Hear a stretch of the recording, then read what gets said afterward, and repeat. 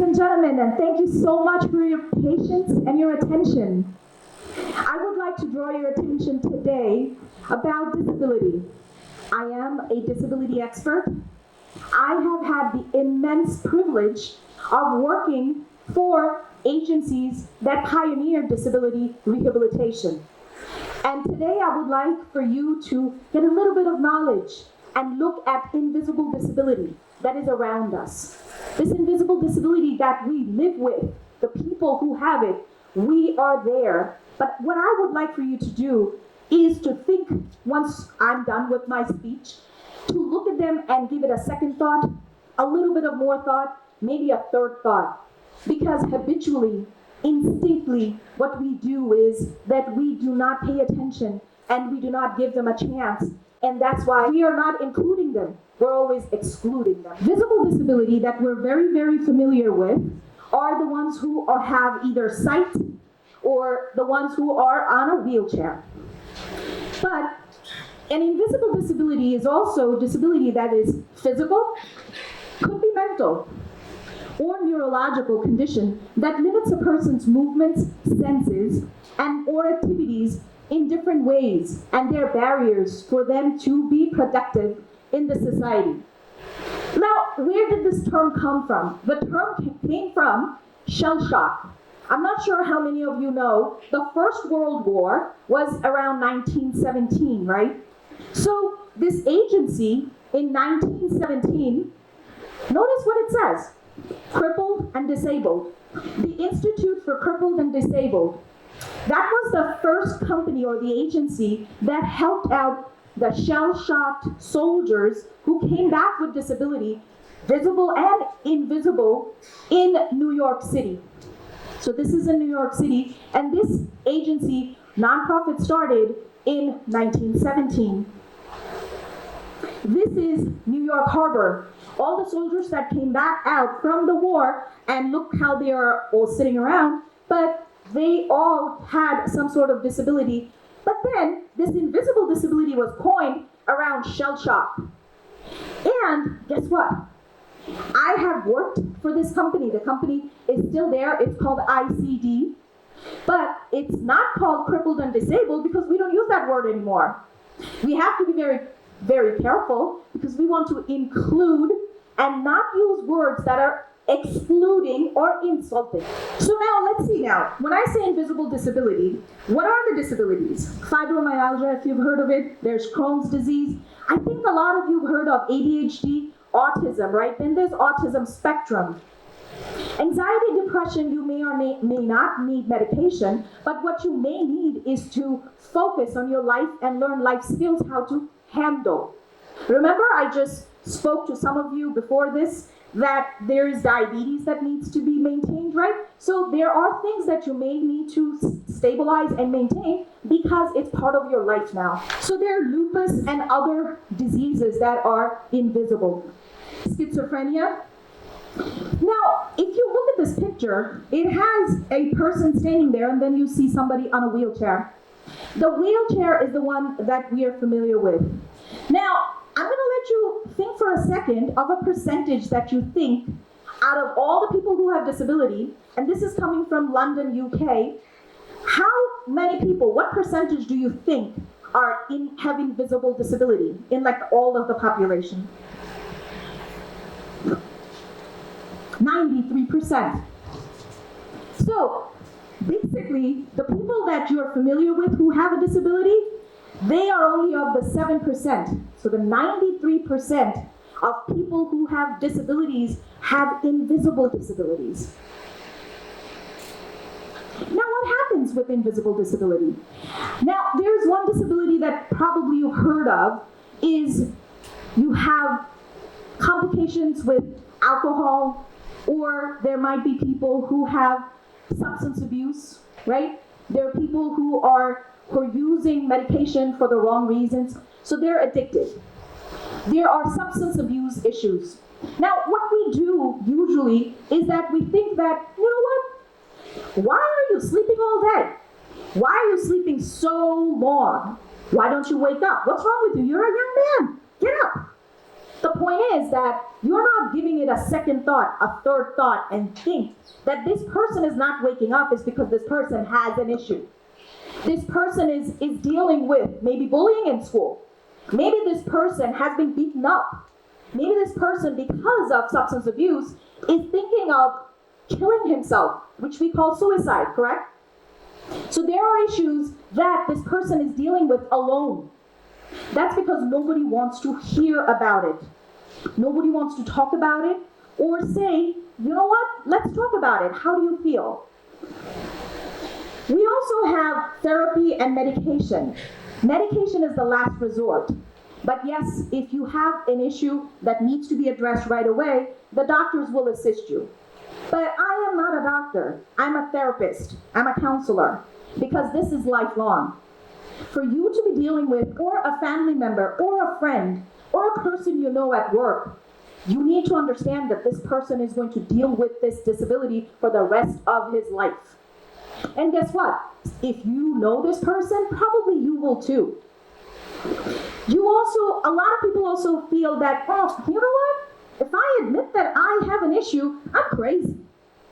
So I don't want to say that I am crazy. Well, let's see now. You know what? Everybody has a little bit of craziness in them. So when does it become an issue? For example, for me, if I'm going to be treating or I'm going to be counseling somebody, any point in time in your life or any of your friends' lives, if that issue becomes a barrier for their regular life or their activity, or the fact that they have a thought in their mind of suicidal, God forbid they have a thought of homicide, then they do have a problem. Now, if they are not waking up the way that you do, they don't take showers, or they are not doing the daily activities, there is a problem. So what we do usually, instinctually, is that it's our habit. We just get scared. I don't know what to do. I don't know what to ask you. You know what the best thing is for you to do? Maybe ask that person, hey, you know what? How do you deal with it?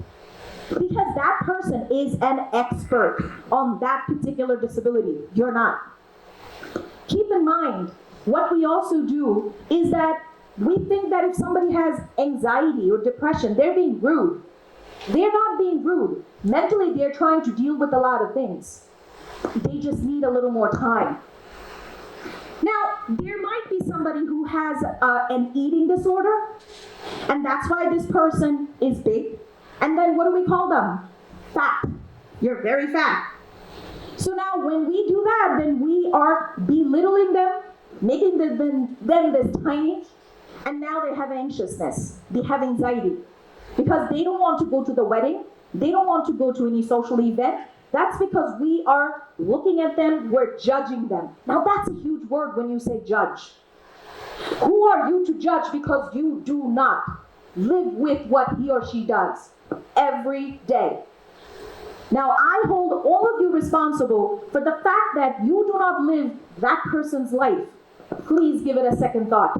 Think about it, ask questions.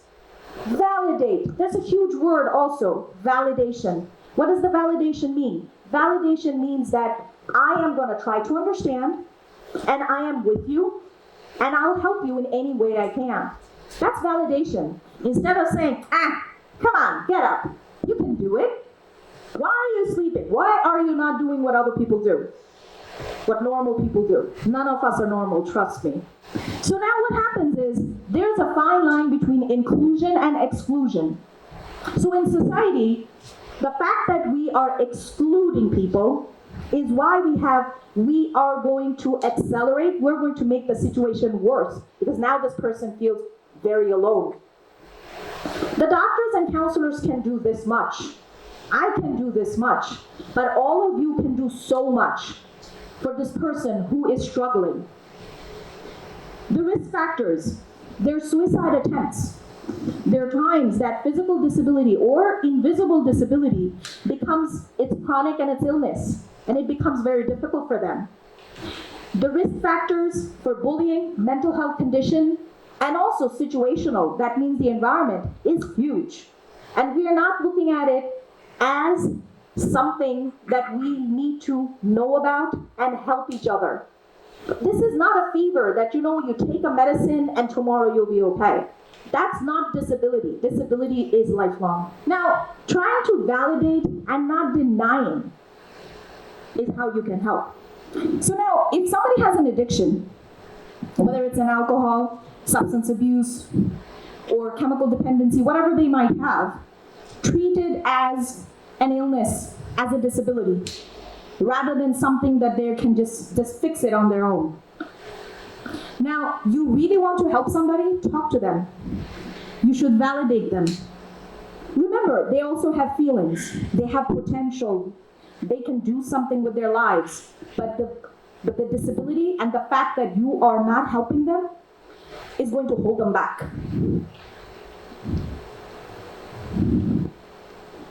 I want to talk about what happens in schools. What happens in schools is that there's a lot of bullying. And guess what? The age for bullying, it could be a 6-year-old, it could be a 16-year-old, it could be a 26-year-old. People at school are bullying people who are different. Anybody who's different is getting bullied. Now, how can you help with that? You know what? What am I going to do if this guy is bullying the other guy? I go to the teacher, what do? I get into a fight? No. Here's what you could do. If you have a child, or if you know of a student, you're the family member, teach them to use inclusive language. It starts at home. The bullying did not happen or develop at the school. It started at home. Teach the child to use proper language. Guess what? That 6-year-old learned that language from you. The 6-year-old didn't just wake up and trip this boy. You know what? I'm just going to kick this boy because he walks weird. You know what? This kid who has dyslexia, if this child has a learning disability and takes extra time, I'm just going to pick on him.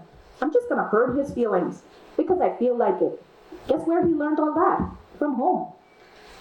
So teach your children, teach your friend, teach your cousin, your nephews and nieces to lean in. Use the proper language at home. Do not belittle people who are different. Accessibility and accommodation. I want you to pay attention to these pictures because this picture speaks volumes. It gives a picture of the entire academia, what I've learned in school, what I've learned, how to look at disability.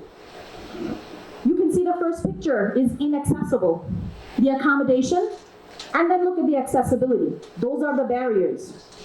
Imagine that fence right there, that's all of you. If you decide to be that fence and not help, then it's on you. You need to accommodate. You need to give that a little bit, that person a little bit more attention. Talk to them so that this person can get through life, get through that day. Accommodation is simple as if I have a migraine, if I have issues where I need a light that is not this bright, then do that. Help them. Each one of us could help in employment. I talked about school. Now I would like for you to also pay attention to how at work people can help. Managers actually do not know what to do. And managers don't have to be experts. Guess what? Ask the person who has the disability. Ask the person who is having issues. How can I help? Because at the end of the day, this person is qualified. That's why you hired them. You can also have these structures so that the impairment is not a barrier at work and this person can work in full potential. Be there to ask questions. It's scary. Please don't feel that, you know what, I don't know what to ask. The employee resource groups gives resources to the management and also to the employees, the co-workers, how to deal with people if anybody has any disability. There is a fear in invisible disability. Inaction is actually a habit. Action is deliberate. Understanding and taking positive steps make sure that the isolation or the loneliness is eradicated. And you can help this lonely person to feel included. Everybody fights with mental health sometime or the other. Some people are stricken with a disorder, some people are not. So be kind. Just looking at the faces, you may not know what they're going through. You may not know that the girl you called ugly has a disorder, and that's why she looks the way she looks. You don't know how many hours she spent so that she looks prettier when she gets up and goes to school or to work. The fact that you tripped up somebody, you beat up somebody who's slow, probably has learning disability. So you really need to pay attention and try to use these words. I'm with you, I'm listening to you, and also I care about you. And all of us, most of us pray, and we believe in higher power, that we're praying for you. There is another thing, a very, very important thing, the last thing I want to leave you with. Something called empathy. This is from the 1800s. You can research Google and figure out why she's called George Eliot. You've heard of George Eliot. Now, George Eliot had said that the fact that people make opinions is the lowest form of knowledge. Because when you just give out an opinion, that means that you have no accountability, no understanding, and you don't really care. You just say, you know what? That's how I think it is because it's your opinion. Now, when you take a breath and you start thinking that maybe I do want to listen, I want to help, moving from sympathy to empathy, that's the highest knowledge. So according to George Eliot in a long time ago, that she had said that the empathy requires to suspend your egos. You also have to see another person's world, to be able to have a worldview of this person requires profound inner strength that you are able to move from sympathy, oh, I'm so sorry this happened to you, versus how can I help? So that's the empathy. And it takes a lot of power for you to move from sympathy to empathy. And I want you to think about that the next time you feel that somebody probably is not okay. Thank you so much.